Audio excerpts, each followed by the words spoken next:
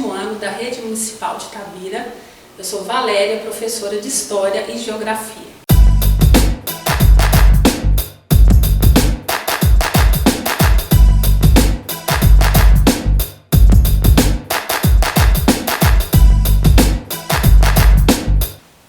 Alunos do 7º ano, vocês vão agora abrir o caderno na página 24 para a gente começar a conversar, a compreender as atividades que estão colocadas no caderno de Geografia e de História.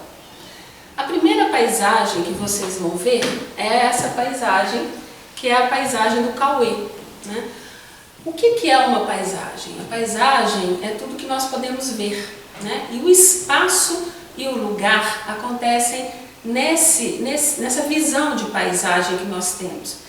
Então o Cauê, eu acho que ela é importante, essa paisagem, nós compreendermos, porque é uma paisagem e é um lugar muito específico de Itabira e que vai, de certa forma, fazer com que a gente compreenda todo o espaço construído em Itabira e os reflexos dessa construção em todos os outros lugares e paisagens, não só no Brasil como no mundo inteiro. Então, compreender o espaço que a gente vive é o principal objetivo da geografia.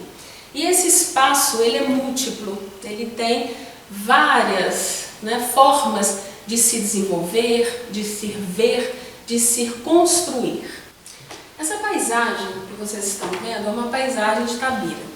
A paisagem de Itabira ela é construída, ela é formada por elementos naturais e elementos culturais.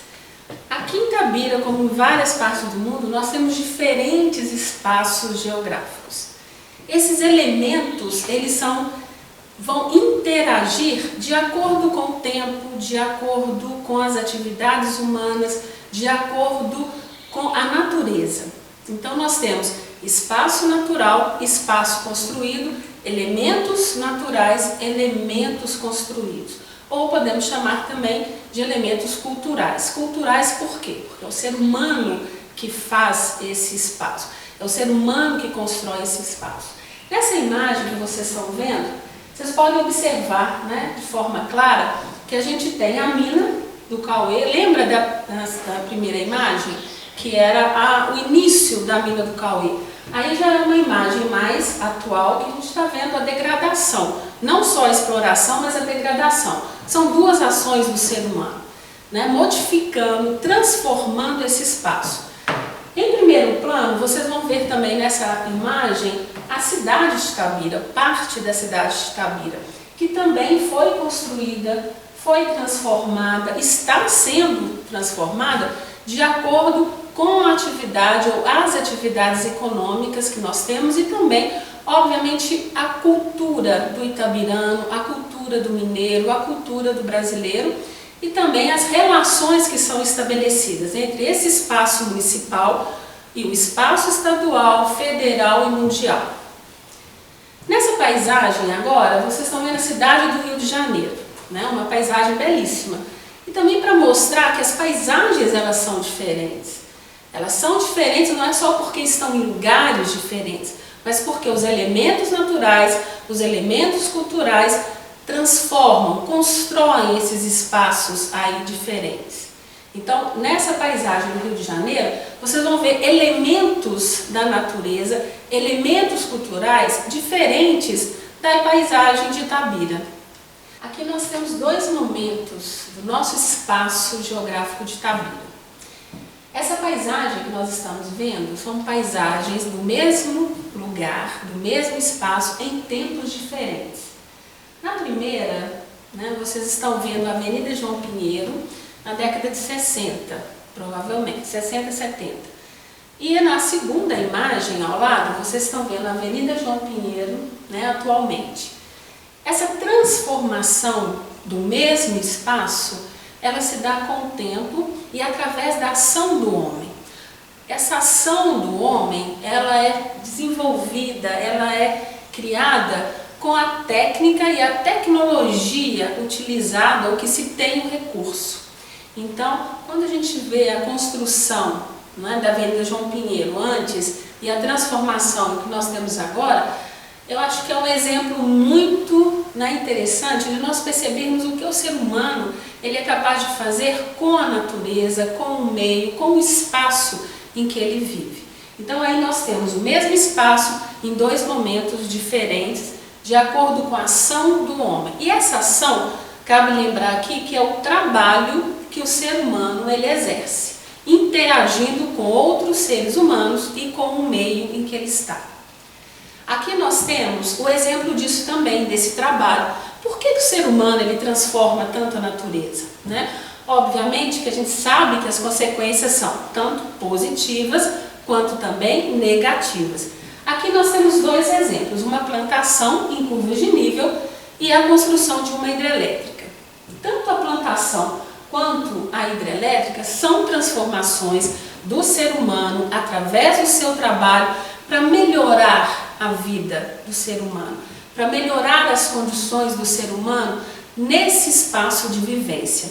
Então, obviamente, quando a gente pensa, quando a gente observa, olha, mas construir uma encosta ou plantar em uma encosta, né, seria possível isso? Olha como que a técnica e a tecnologia do ser humano ela é capaz de transformar em seu benefício. A eletricidade, como a produção de alimentos, vão provocar grandes mudanças no espaço e vão levar à qualidade de vida para o ser humano. Obviamente que nós não vamos ter só o lado bom, a gente tem um impacto ambiental, tanto das técnicas, né, como do uso de máquinas para produzir alimentos e produzir a energia elétrica. Então, o objetivo é transformar esse espaço com o trabalho, através do uso de técnicas e de tecnologias diferentes para dar ao ser humano uma qualidade de vida melhor, né? Considerando os impactos positivos e negativos.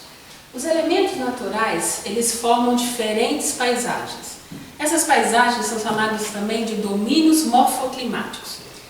Nessas imagens, vocês estão vendo alguns desses domínios morfoclimáticos, que é a Caatinga, o Mar de Morros, a Araucária, as pradarias e também a vegetação de cerrado, ou domínio morfoclimático do cerrado. Em cada dessa paisagem, em cada domínio morfoclimático, nós temos um conjunto de elementos. Nós temos aí o clima, a vegetação, o solo, a hidrografia, né? E também nós temos o relevo. Então, o conjunto desses elementos é que vão formar esses domínios morfoclimáticos. E esses domínios morfoclimáticos, eles não acontecem em todos os lugares. Depende também, né, do seu lugar, da sua posição aqui no planeta Terra, né? No caso, aí são domínios morfoclimáticos brasileiros. Então aqui vocês vão ver o mapa do Brasil, justamente localizando os diferentes domínios morfoclimáticos. Então vocês vão ver, né? Por exemplo, o domínio da Araucária, ele está mais ao sul do Brasil. O domínio da Caatinga está mais no nordeste brasileiro. O domínio da Mata Atlântica, ou o domínio, né, das matas tropicais, ele pega praticamente o litoral brasileiro, né, ou melhor, o que restou desse domínio morfoclimático. Depois a gente tem o Cerrado, que abrange grande parte do Planalto Central, né, grande parte aí do centro brasileiro. A floresta amazônica, o domínio morfoclimático amazônico no norte. Todos esses domínios morfoclimáticos, eles têm a sua localização na superfície terrestre. E esse fator, né, da localização na superfície terrestre é que vai fazer com que sejam diferentes. Observem o Brasil, principalmente na grande extensão norte e sul, né, que é enorme, tanto norte e sul quanto leste e oeste. Então nós temos um país continental. O fato de nós sermos tão grande, ou termos esse território tão grande, é que vai fazer com que essa natureza brasileira seja tão diversa, né, tão diferente, com vários domínios morfoclimáticos. Bom, não é só no Brasil, aí nós temos que pensar na localização do Brasil na superfície terrestre. Então, como vocês estão vendo aí, nós temos o planisfério, né, com os principais climas no mundo. Vocês podem observar que a gente usa como convenção as cores mais quentes, obviamente, para os climas mais quentes, e as cores mais frias, obviamente, para os climas mais frios. Observem também que vocês têm o clima mais frio, ou os climas mais frios, nos dois extremos do nosso planeta, Polo Norte e Polo Sul, né, que são os lugares mais frios do planeta Terra. Portanto, nós temos climas mais frios nos polos, tanto Polo Norte quanto no Polo Sul.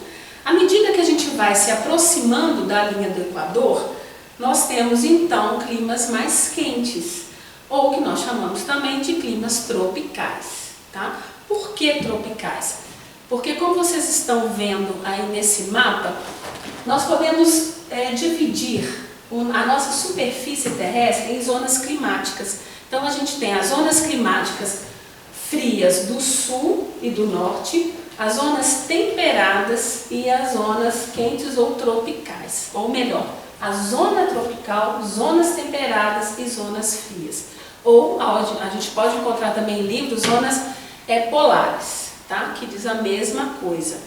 Por que isso é tão importante para definir os domínios morfoclimáticos, para definir as diferentes paisagens?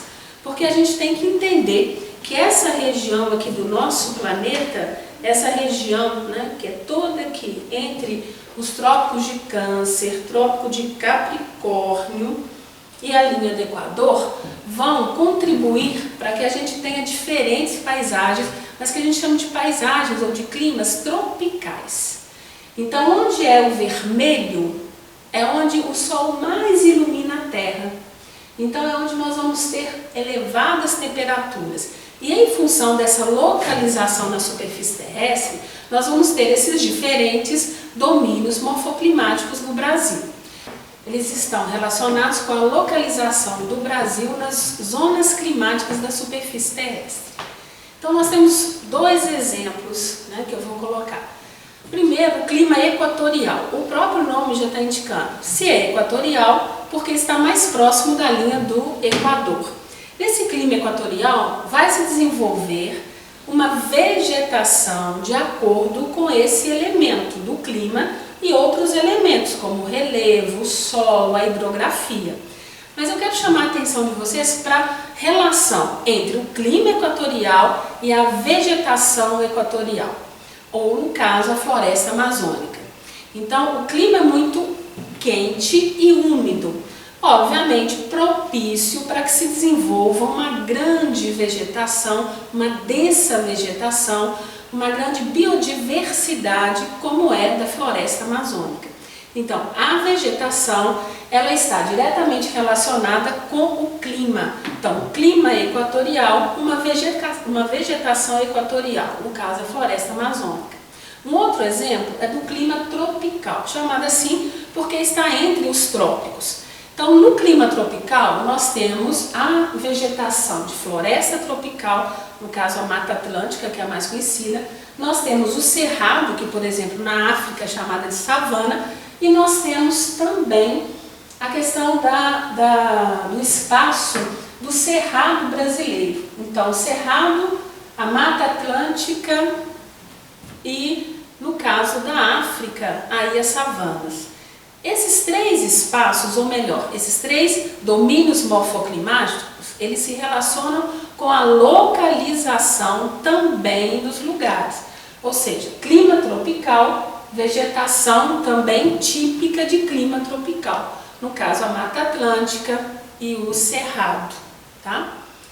Depois, nós temos aí os climas brasileiros. Aqui é só para vocês localizarem os diferentes climas brasileiros, que vocês vão ver que, obviamente, tem a inter-relação com os domínios morfoclimáticos. Então, aí para destacar o clima, né, equatorial, clima tropical, tropical úmido, tropical seco, a caatinga, e o subtropical, que está mais ao sul do Brasil. Por que mais ao sul do Brasil? Está justamente abaixo da linha, né, imaginária do trópico de Capricórnio. Ou seja, não está mais na zona tropical, está na zona temperada do sul. Por isso que a região sul do Brasil é aquela região que a gente vê pela televisão, às vezes até nevando, né? Porque está uma região que a gente chama de zona temperada do sul. Então, as estações do ano, ou melhor, o inverno é mais sentido, né, com mais intensidade na região sul do Brasil, como por exemplo, do que no Nordeste, no Norte. O friozinho, né, que faz lá no sul, para quem mora no Norte, seria, né, uma verdadeira geada. Então, se você está aí arrumando as malas para ir, né, para o inverno no sul, você vai ter que levar muito capote, porque o inverno do sul ele é mais rigoroso do que o inverno, né, nas outras regiões do Brasil, em função da sua localização na superfície terrestre. Bom, essa é a representação do nosso planeta, o globo terrestre. Nesse globo nós podemos observar as cores e o predomínio do azul, né? O que é isso? As cores nós chamamos de continentes ou as partes submersas da nossa superfície. E o azul, que predomina no nosso planeta, ou melhor, na superfície do nosso planeta, são os oceanos. Os oceanos são grandes porções de água salgada e aqui os continentes são porções de terra na superfície, geralmente também, né, cercados por água, por oceano. Será que sempre a configuração da nossa superfície foi assim? Será que os nossos continentes sempre estiveram dessa forma na superfície terrestre? Essas questões, a explicação mais aceita deriva dos continentes. Nós entendermos que nem sempre os continentes tiveram esse posicionamento, essa configuração na superfície terrestre. Então, para nós entendermos como foi no passado e o processo que chegou a configurar como nós estamos hoje, nós vamos observar no vídeo que nós vamos assistir agora. Há mais ou menos 400 milhões de anos, todas as terras do planeta estão agrupadas em um único supercontinente, o Pangeia. Aos poucos, essas terras se separam. Os continentes se afastam uns dos outros até chegar à configuração atual, processo conhecido como deriva dos continentes. Os montes Urais e os montes Apalaches já existiam na época do Pangeia. Eles surgiram do choque entre as diferentes placas continentais ao formarem o supercontinente. Há 225 milhões de anos, forma-se uma grande fenda no sentido leste-oeste. O mar ocupa essa fenda, dividindo o Pangeia em dois grandes continentes, Laurásia ao norte e Gondwana ao sul. As porções de terra da futura Índia e da Antártida também começam a se separar. Há cerca de 180 milhões de anos, a América do Sul separa-se da África, e ao norte, a América do Norte vai desligando-se da Laurásia. A Índia começa seu percurso em direção à Ásia. Há 100 milhões de anos, a América do Sul desliga-se completamente da África. A Groenlândia começa a se separar da Europa, e a América do Norte se afasta da massa de terra eurasiana. A Índia choca-se com a Ásia há cerca de 60 milhões de anos. Atualmente, a deriva dos continentes continua. A América do Sul segue afastando-se da África, e o Atlântico Sul cresce, em média, 7 centímetros por ano.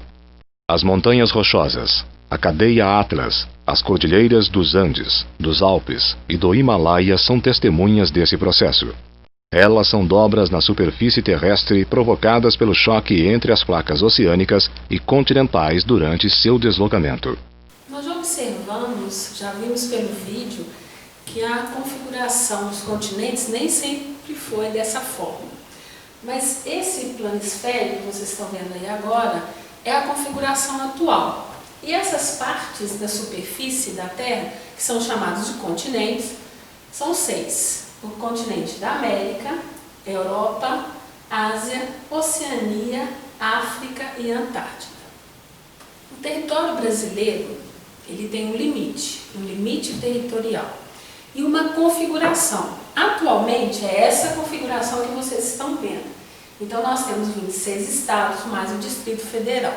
Nem sempre o Brasil também teve esse limite, essa configuração. Se a gente voltar 500 anos ou mais de 500 anos atrás, não se conhecia como Brasil todo esse território que vocês estão vendo. Então esse território brasileiro, ele é dividido em estados. Cada parte coloridinha é um estado brasileiro que tem uma certa autonomia, porque nós temos o federalismo. Então nesse mapa a gente tem os limites marítimos do Brasil, os limites terrestres do Brasil. E aí eu pergunto para vocês, teria como a gente dividir o nosso território em partes? Nós já vimos uma divisão, que é o estado. Mas a gente pode regionalizar o nosso território? A gente pode sim, né? Como vocês estão vendo no nosso slide, nós temos duas formas diferentes de dividir o nosso território. Na realidade, nós temos várias formas de dividir o nosso território, mas as duas formas hoje, que são mais comuns, mais conhecidas, é a divisão do IBGE, Instituto Brasileiro de Geografia e Estatística, e a divisão em complexos geoeconômicos. Os critérios para se dividir em regiões podem ser variados. No caso do IBGE, nós temos os critérios da natureza, da própria natureza, e nós temos o critério econômico. O que é isso? Para nós entendermos, para nós dividirmos uma região, nós temos que ter aspectos em comum da natureza e econômico. Então, nós formamos uma região. Já os complexos geoeconômico, que vai se iniciar, vai ser criado em 1967, com o geógrafo Pedro Pincher-Geiger, essa forma de dividir o Brasil, ela se diferencia do IBGE. E como vocês podem observar no slide, essa linha aí azul, ela não está respeitando os limites dos estados brasileiros. Isso é o que vai diferenciar e muito da divisão do IBGE. Então, os complexos geoeconômicos, eles consideram a natureza para regionalizar, eles consideram a economia ou as atividades econômicas para regionalizar, mas eles consideram também os aspectos históricos para regionalizar. Então eu sempre gosto de mostrar, se vocês observarem, o norte de Minas Gerais. Vocês observem que o norte de Minas Gerais, ele está, de acordo com o IBGE, na região sudeste, e de acordo com os complexos geoeconômicos, ele está na região nordeste. Então, para nós entendermos, o norte de Minas, ele está na região sudeste do IBGE e na região nordeste do complexo geoeconômico. Por que isso acontece? Nenhuma das duas formas está errada, muito pelo contrário, as duas estão corretas e pode ainda ter uma outra e diferentes formas de regionalizar.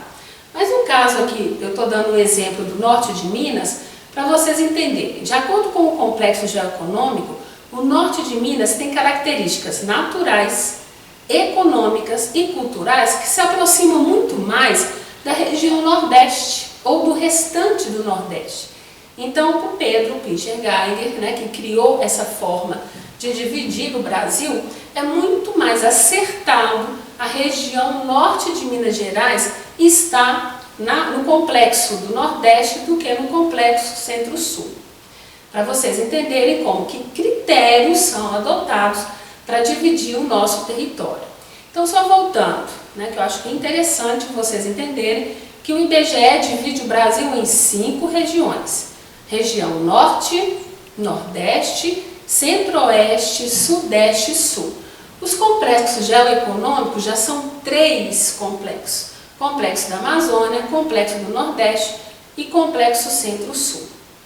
Então, para nós entendermos que essa divisão regional obedecem a critérios. Então, o IBGE utiliza alguns critérios, o Complexo Geoeconômico utiliza outros critérios. Assim como daqui a alguns anos pode aparecer outras formas de dividir o Brasil em regiões. Para só finalizar, eu gostaria que vocês lembrassem daquela moça do tempo, no jornal. Já imaginaram se ela tivesse que prever o tempo, ou melhor, ela não, de mostrar a previsão do tempo de todos os 26 estados brasileiros? A gente ia ficar praticamente o jornal inteiro com isso. Então, por que regionalizar? Porque ela não vai falar dos estados, ela vai falar de regiões. Se ela quiser, ela vai mostrar alguma particularidade. Mas se eu estou aqui em Itabira, eu sei que eu estou em Minas Gerais e eu sei que Minas Gerais está na região sudeste. Então, por que regionalizar? É justamente para facilitar a coleta de dados, a divulgação de dados. Agora, o que se faz com esses dados? Primeiro, para mostrar, né, para todo mundo. E segundo, para servir também de bases de estudos. Olha o governo brasileiro, o que ele faz? Ele utiliza vários dados para determinar políticas de saúde, políticas econômicas, políticas educacionais. Então vamos pensar, será que os estudantes do Nordeste, eles precisam das mesmas coisas que o estudante do Sul ou do Sudeste? Onde o governo deve investir mais? Então, quando você regionaliza, você não está falando de cada cidade, cada estado. Você está falando de uma região. Isso não facilita? Então, facilita a nossa compreensão. Espero ter ajudado vocês a desenvolver as atividades do caderno de Geografia do 7º ano.